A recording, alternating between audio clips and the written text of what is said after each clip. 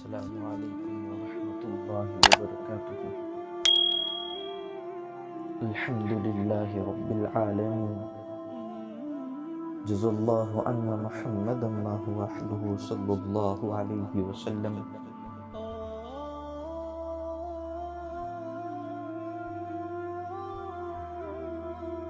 جس کائنات میں ہم زندگی گزار رہے ہیں،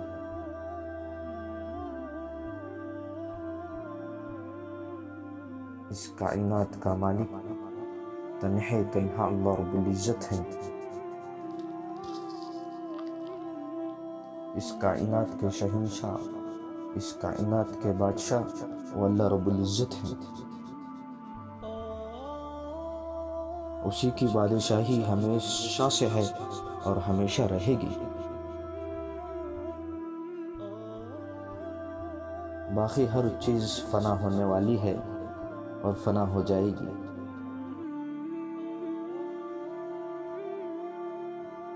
ہر ایک کو ختم ہونا ہے، کسی کو جلدی ختم ہو جانا ہے، کسی کو دیر سے ختم ہونا ہے۔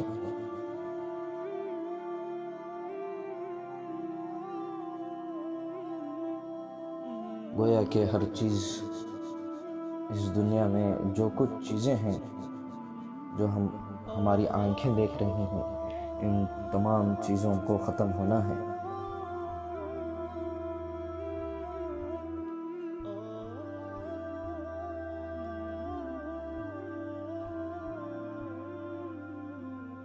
صحابہ کا حال کیسا تھا؟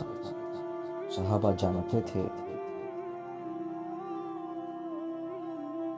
اللہ کے نبی علیہ السلام کے باتوں پر اتنا یقین تھا، اتنا یقین تھا۔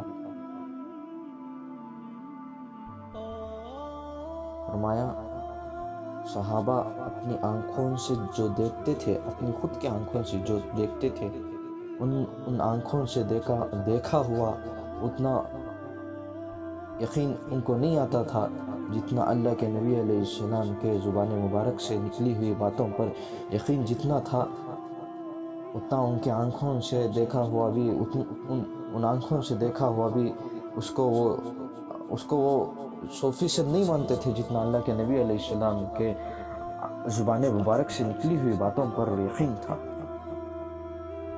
اللہ کے نبی علیہ السلام کی اور نورانی اور ان باتوں کا، اللہ کے نبی علیہ السلام کی ان باتوں کا یقین 100% صحابہ کو تھا۔ اسی لیے صحابہ جانتے تھے یہ دنیا تو گزر جانے والی ہے، ختم ہو جانے والی ہے، اس کی کوئی حقیقت ہی نہیں ہے۔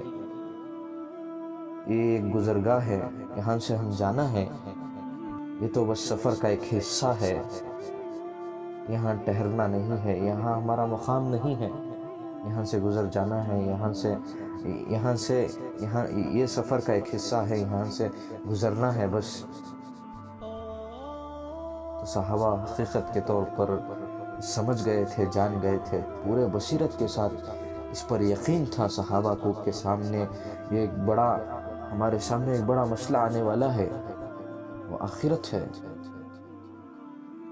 اسی لیے صحابہ دنیا کو اتنا حقیر نگاہ سے دیکھتے تھے کہ کوئی حیثیت اللہ کے نبی علیہ السلام کے پاس اور صحابہ کے پاس دنیا کی نہیں تھی۔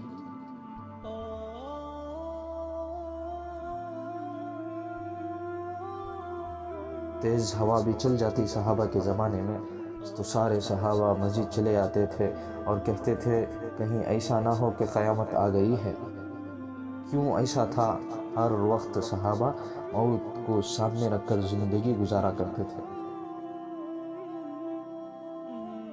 ہمارے طرح، جس طرح ہم آج تماشا بنا کر اس زندگی کو گزار رہے ہیں، ایسا صحابہ بالکل نہیں کیے۔ صحابہ حقیقت کے طور پر سمجھ گئے تھے، جان گئے تھے، چوکنا تھے آخرت کی زندگی کو لے کر۔ یہ تو چند لمحوں کی زندگی ہے، دنیاوی زندگی، صحابہ یہ جانتے تھے۔ بس ہم چند لمحوں کے لیے یہاں رہیں گے، اس کے بعد کسی اور منزل کو ہم جانا ہے، وہ ہماری حقیقی منزل ہے۔ اس کی طرف لوٹا دیے جائیں گے۔ ہم کو جانا ہے، یہاں سے جانا ہے۔ یہ دنیا کی حقیقت، یہ دنیا کی چیزیں، یہ دنیا کی رونقیں، یہ ساری کی ساری یہ تو ختم ہو جانے والی ہیں، یہ فنا ہو جانے والی ہیں۔ اللہ کا یہ ایک حکم آئے گا، ساری کی ساری دنیا زیر ہو جائے گی۔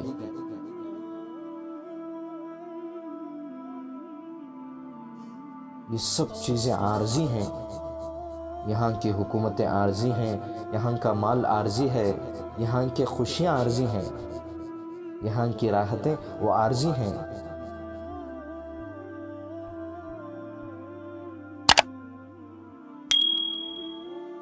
یہاں کا خوف عارضی ہے، یہاں کا گھبرانا وہ بھی عارضی ہے، یہاں کا ڈرنا وہ بھی عارضی ہے۔ وہ حقیقت جو ہے وہ آخرت ہے۔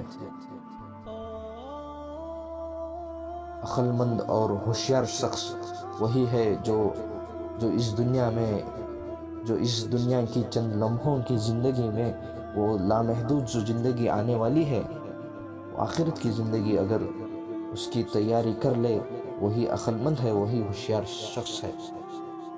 اگرچہ ان چند لمحوں کی زندگی میں پیسے بنانے میں، زندگی کو سنوارنے میں، چند لمحات کے لیے اپنی زندگی کو سنوارنے کے لیے، زندگی کو بنانے کے لیے گزار دیے، تو سب سے بڑا اس نے اپنے لیے نقصان کر لیا۔ سب سے بڑا نقصان اس نے اپنے لیے، اپنی ذات کے لیے کر لیا۔ جس نے اس کائنات کو سجایا اور بنایا، اسی نے فرمایا ہے یہ سراسر دھوکے کا گھر ہے، یہ سراسر دھوکہ ہے۔ یہاں کی رونقیں دھوکہ ہے، یہاں کے مال و دولت دھوکہ ہیں، یہاں کے آبا و اجداد دھوکہ ہیں۔ حقیقت کیا ہے؟ حق کیا ہے؟ حق تو اللہ ہے، حق تو اللہ کے نبی علیہ السلام کی ذات عالی ہے۔ حق آخرت ہے۔ تین بڑے بڑے حق ہیں۔ سب سے پہلا حق وہ اللہ رب العزت کی ذات ہے۔ دوسرا حق اللہ کے نبی علیہ السلام کے ذاتی عالی ہے۔ اور تیسرا حق جو ہے وہ آخرت کی زندگی ہے، موت کے بعد آنے والی زندگی ہے، خبر کی زندگی ہے، موت کے بعد آنے والی زندگی۔ وہ سارے مراحل، وہ بر حقیقت وہ سب حق ہے۔ ہم سب ان چیزوں سے گزرنا ہے۔ اسی لیے جو انسان اس دنیا میں آیا ہے وہ انتہائی مختصر وقت کے لیے آیا ہے۔ آنے کے بعد اتنا بڑا دھوکہ ہم نے ان آنکھوں سے کر لیا،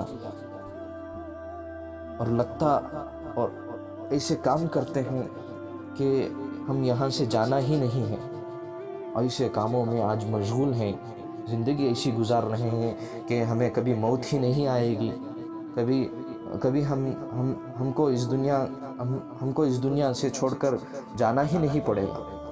اس طرح زندگی گزار رہے ہیں۔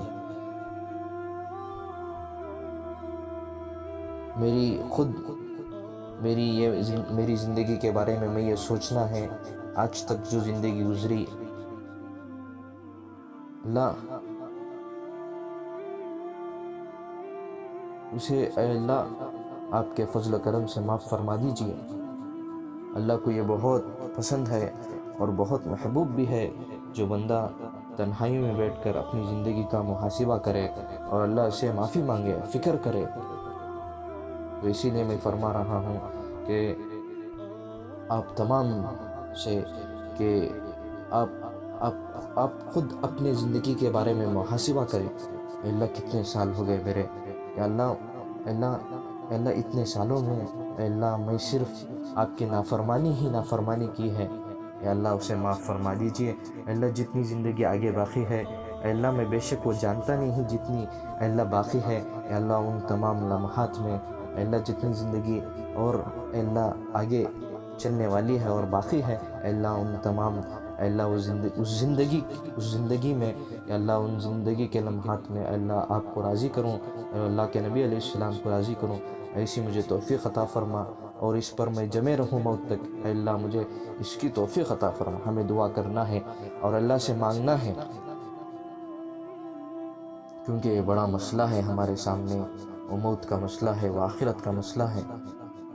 ہم نے سارا ہی کچھ حاصل کر لیا دنیا میں رہتے ہوئے، ہم نے ساروں کو خوش کر لیا اور سارے ہی چیزیں حاصل کر لی،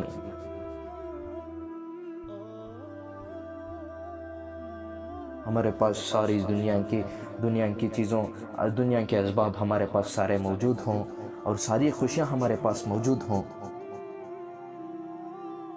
رہتے ہوئے، اگرچہ اللہ کو ہم نے ناراض کر دیا، اللہ کی قسم ہم نے کچھ حاصل ہی نہیں کیا۔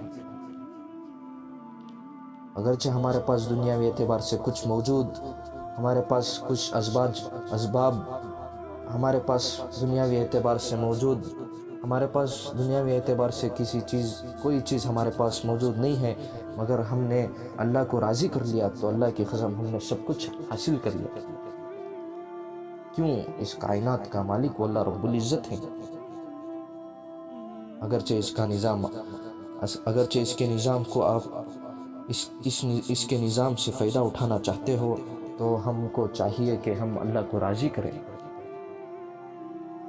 اگرچہ اللہ کو راضی کر لیے، یہ سارے کا سارا جو اللہ کا نظام ہے وہ ہمارے فائدے کے لیے اللہ ہمارے سپرد کر دیں گے۔ جس طرح اعمال ہوں گے اللہ کے یہاں سے اسی طرح کے فیصلے بھی ہوں گے۔ اگرچہ ہم نے نیک اعمال کیے، اللہ کو راضی کرنے والے اعمال کیے، تو ہمارے لیے خیر کے فیصلے اللہ فرمائیں گے۔ آج دنیا میں حالت بگڑی ہوئی ہے، کیوں بگڑی ہوئی ہے؟ حکومتوں کو ہم گالیاں دیتے ہیں، یہ تو بکواس ہے۔ ہم نے ہی اللہ کو ناراض کیا اور ہم تہمتیں دوسروں پر لگا رہے ہیں۔ اعمال ہمارے اچھے نہیں، ہمارا اٹھنا بیٹھنا اچھا نہیں ہے، دوسروں کے ساتھ جو تعلقات ہیں وہ ہمارے صحیح نہیں ہیں۔ آج اللہ کو ہم نے ناراض کر دیا، ہر زندگی کے ہر شعبے میں اللہ ناراض ہیں ہمارے سے۔ کیسے اللہ ہمارے لیے فیصلے اچھے فرمائیں گے؟ ہم کو تو چاہیے، ہم کو ایسا کرنا تھا، ہم اعمال ایسے کرنے چاہیے تھے جن اعمال پر اللہ راضی ہوتے ہیں۔ اسی لیے فکر کرنا ہے، ہماری ذات سے لے کر ساری امت کی ہمیں فکر کرنا ہے کہ کیسی میری ذات اللہ کو راضی کرنے والی بن جائے اور اللہ کے نبی علیہ السلام کے وہ نورانی طریقے میرے اندر آ جائے۔ 24 گھنٹے والی زندگی میں دین ہمارے زندگیوں میں کیسے آ جائیں، اس کی فکر کرنا ہے۔ اللہ فکروں پر فیصلے فرماتے ہیں۔ جب بندہ تنہائی میں بیٹھ کر فکر کرتا ہے، عزم کرتا ہے، ارادہ کرتا ہے، اللہ تعالیٰ اس ارادے پر، اس عزم پر اسے توفیق عطا فرماتے ہیں۔ جو بندہ فکر ہی نہ کرے، ارادہ ہی نہ کرے، تو اللہ فیصلے کیسے فرماتے ہیں؟ تو ہم تمام کو اس کی فکر کرنا ہے۔ اب یہ وقت ہے، اب یہ صحیح وقت ہے، ہمارے لیے صحیح وقت ہے اور بہت غنیمت والا ہے۔ ہمیں معلوم نہیں اس کے بعد کیا ہونے والا ہے ہماری زندگیوں کے ساتھ، اسی لیے فرمایا جو وقت ہمارے پاس بچا ہے اس وقت کو وصول کرنا ہے، پورا وصول کرنا ہے، اس کو حاصل کرنا ہے۔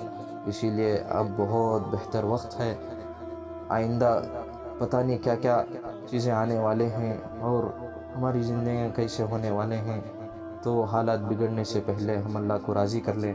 ہماری اس میں ہی بھلائی ہے اور اسی میں ہمارے لیے ہم سب کی کامیابی ہے، ہم سب کامیاب ہونا چاہتے ہیں۔ اللہ ہم سب کو کامیاب فرمائے، اللہ ہم سب کو معاف فرمائے۔ جن حکموں کو اللہ نے ہمارے پر لازمی طور پر رکھا ہے، اللہ ان تمام اعمال ہم سب کو کرنے کی توفیق عطا فرمائے۔ انہی چند کلمات کے ساتھ میں اپنی بات کو ختم کرتا ہوں اور اللہ کے پاس دعا بھی کرتا ہوں کہ اللہ تعالی ہم سب کو جو باتیں کہیں گئی اور سنی گئی اس پر بہتر عمل کرنے کی توفیق عطا فرمائے، اور جو کوتاہی اس میں ہوئی کہنے میں اور سننے میں، اللہ اسے معاف فرمائے۔ وآخر الدعوانا الحمد للہ رب العالمین۔